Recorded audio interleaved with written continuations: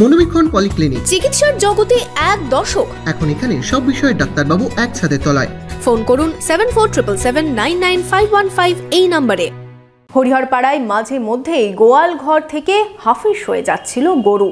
এবার এই ঘটনায় 3 জনকে গ্রেপ্তার করল পুলিশ। ধৃতদের কাছ থেকে উদ্ধার হয়েছে একটি আগ্নেয়াস্ত্র।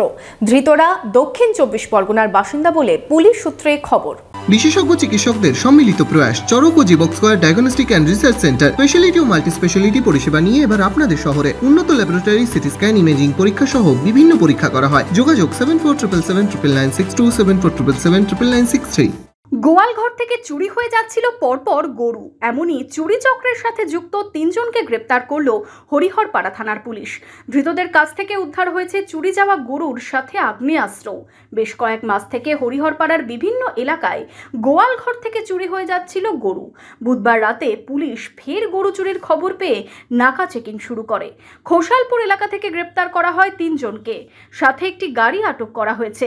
পুলিশের দাবি, ধৃত কাজু শেখ, মুজিবর শেখ ও ইলিয়াস শেখ দক্ষিণ 24 পরগনার বাসিন্দা।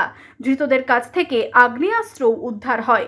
পুলিশ ধৃতদের বৃহস্পতিবার 10 দিনের হেফাজতে চেয়ে বহরমপুর কোর্টে পাঠায়।